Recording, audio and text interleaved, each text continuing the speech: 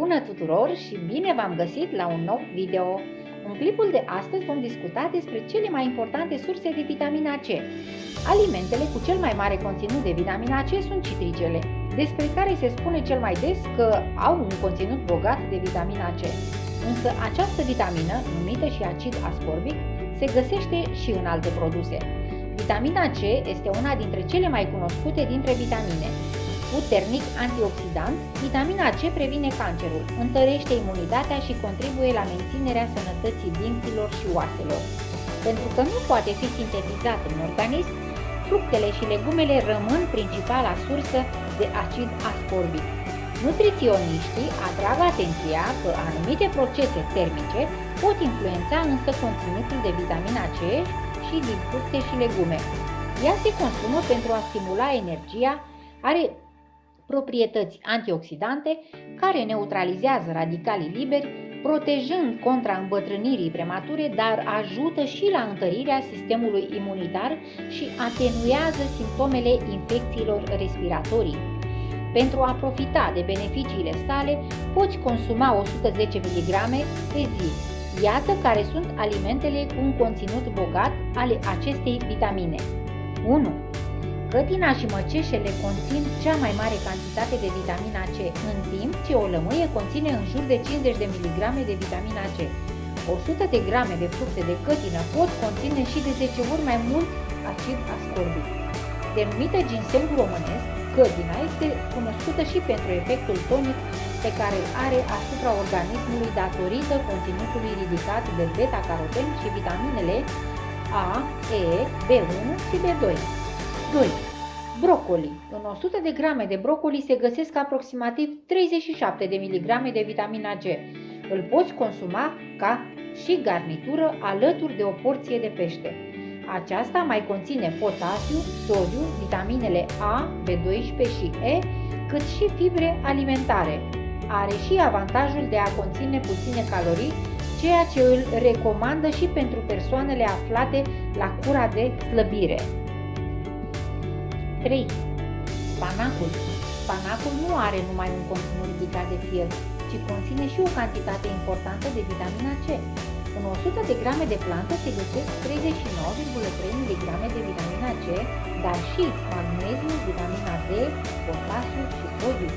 Este ideal pentru prevenirea bolilor cardiovasculare, dar este și un tonic excelent pentru organism. Îl poți consuma crud în salate. 4. Coacăze. Micile fructe delicioase de coacăz, în special cele de coacăz negru, oferă organismului o cantitate importantă de vitamina C și anume 40 de mg la 100 de grame de fructe. Se pot consuma crude sau sub formă de suc. În afară de vitamina C, sunt o sursă importantă de antioxidanți, complexul de vitamina B, calciu, fosfor și crom.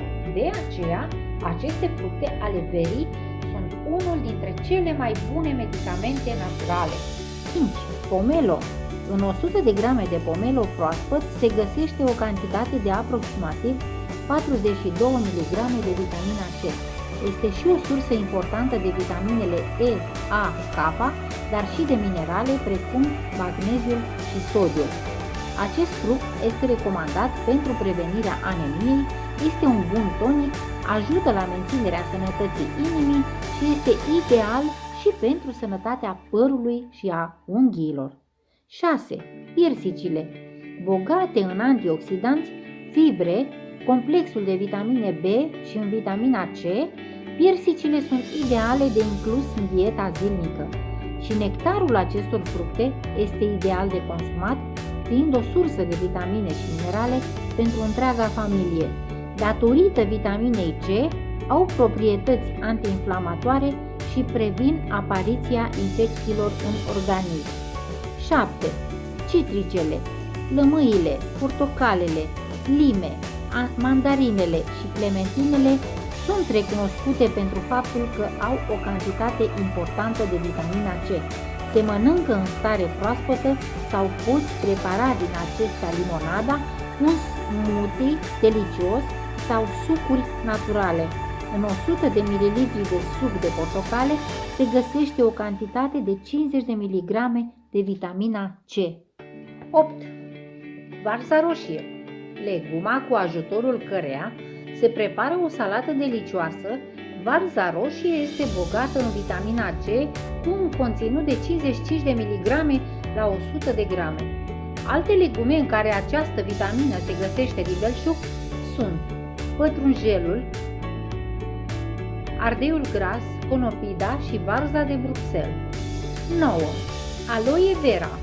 Analizele plantei au arătat că aceasta conține aminoacizi, minerale, vitamine, enzime, proteine, polizaharide și componente biostimulatoare, toate benefice sănătății, dar și o cantitate impresionantă de vitamina C, cu rol în funcționarea normală a sistemului imunitar, vaselor de sânge, sistemului osos și al pielii. Printre fructele și legumele cu un conținut mare de acid ascorbic se numără pepenii, agrișele, căpșunele, fasolea verde, ceapa verde, merele, varza albă, conopida și varza de Bruxelles.